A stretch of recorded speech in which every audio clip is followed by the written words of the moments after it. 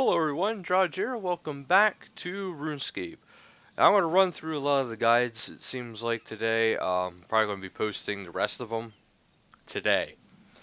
Mostly because I want to actually get to the point where I can make videos of other things within this game other than just skill guides themselves. Because honestly, when you're looking into RuneScape and you're actually playing the game, if you the biggest thing you can do that'll actually help you out is if you go to your skills tab, you click on the skill, and there's a very good interactive interface you can use.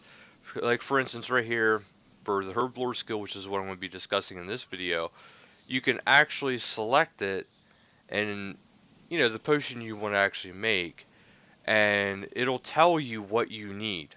Now the only thing is, like I will go into like brief descriptions, but go from the starting point of where you start the game. You just want to follow this road east. Um, but yeah, I do want to just kind of bring you more content of what this game has to offer, other than just a few basic skill guides. If any of you actually want a more in-depth skill guide, let me know. I can go and do one for higher levels, but this is mostly for your intended audience of the new players and what this game can actually offer you at low levels. Now, keep in mind, like most games, this game is actually kind of slow to start. It's mostly so you can kind of get introduced to it and build up to the big stuff like you can in most games.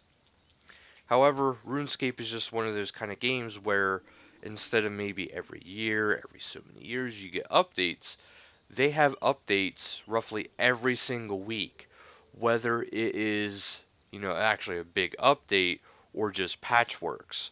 And even in the patchworks, you can get some really cool updates. But now, to do Herblore, which is the next skill on the list after Agility, I like going down like this. I even have a skill rotation I like to do. But this is the next one, and it is called Herblore. Now, I want to show you this here shop because it's the easiest way to do it. But really, to make a potion, what you need is you need a vial of water, you need a secondary component, and you need the herb itself. Now, mostly in this game, whenever you're doing your combat skill, and sometimes there's other things that will actually include herbs too. There's actually a quest if you do it later on. I believe it starts with the Throne of Miscellanea, which will actually get you your own kingdom, and as long as you have money in the coffers, and as long as you uh, keep your reputation up, you'll get the most items for the money you have in your coffers. Now, me personally, I like to wait a little while. This way it builds up the extras. For instance, if you're doing herbs as one of your main things, you can actually get herb seeds for farming. Now, you can also get herb seeds from just having them gathering seeds, but you can get even more herb seeds from this way. But now, once you do acquire a herb, the first one is your Guam herbs. Now, you'll notice, like I said, you need the three items. For the basic attack potion, you have to click on it to clean the Guam. So now it is a clean Guam herb. Then you want to take the herb, you want to take your vial of water, you want to use it with it, and now you'll have an unfinished potion. Then you want to take your secondary, click it, use it, and there you have an attack potion. Now, let's say you have, more, you want to do more than that. You can do more. Um, you just need more than just one ingredient to do it. But that is essentially all Herblore is. You make potions with it. Now, the big reason why it's actually very popular is the further you get down, the better the potions you can make. Some of the most popular ones are like the prayer restore potion, because unless you go to an altar, there's very, very few limited ways of restoring your prayer points, which for high level combat, prayer points are very important. And then later on you have like super attack potions, which boost your attack even more. Which I'll show you that with this potion I made now. It'll boost it, but not nearly as much as if it was like a super attack.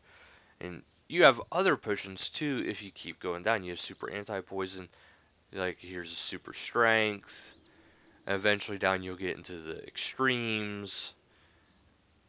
As you can see, and here's another one that's, well, no, it's not the Ceridum Blessing. It's just a Ceridum Brew. That's another one that's kind of popular because it can heal you. Well, not correction, not that it can heal you, it will heal you. But to me personally, it's not enough to make it worthwhile using.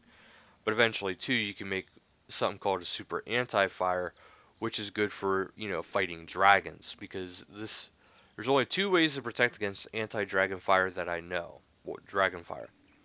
You have the anti-dragon fire shield, which you can later on upgrade with a draconic visage.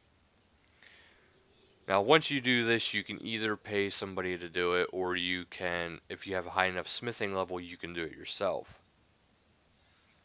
But it does require a good deal. Now, there's a regular anti-fire potion, which if used with the shield, you will take no damage from regular dragon fire.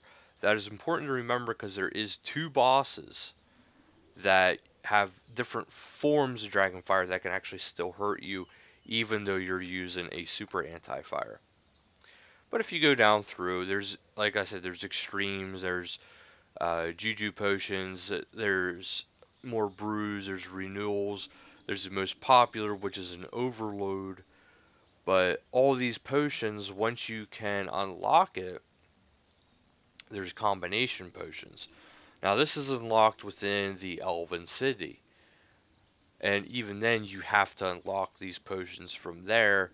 You don't just automatically get them all. Now, you do automatically get some, but they're kind of like your basic ones. So, this is these are all kind of a big deal, especially the higher you get. Now, when you first start, it's not going to seem like a big deal. Because now, like as you can see here, my attack is 41. If I drink a dose of this, it'll increase it. Now, even if I drank the entire potion, it would still only be increased by a certain percentage, which as you can see, it increased it by 4 levels to start, and it slowly drops back down. Now, if you have something like the Overload Potion, it increases it by a lot, but not only that, it stays increased for a time limit, which, if I remember correctly, it starts out at 6 but quickly drops down to 5. But the starting time, I believe, is 6 minutes. So that means you'll have that full boost, that entire time. So that's pretty well it for the Herblore Edition video. There's not a whole lot to it. A lot of the secondaries, and they are primarily all acquired through combat. Now there is other ways, like I said, to get it. A big part of that would be through your farming. They can sometimes present that, you know, um, you can get secondary components from it, and you can also get your primaries, which is the herb itself. Because there is 2 plots for that. I'll show you that in another video. But that's pretty much all there really is for Herblore. It's not a very complex skill, but it is very slow to train, but it is very worth it once you get into the higher levels. Like most things in this game, it takes a little bit. It takes time, takes patience. But for such a large game, it makes sense. Alright, well that'll do it for this video. I hope you enjoyed it. If you did, please leave a like down below. And if you'd like to see a more in-depth version guide, maybe explore some of these bigger potions, I can do that for you on my other account. But for now, that'll do it for this video. I hope you enjoyed it. I hope this was able to help you get started. If so, thank you for watching. And until next time, Later, guys.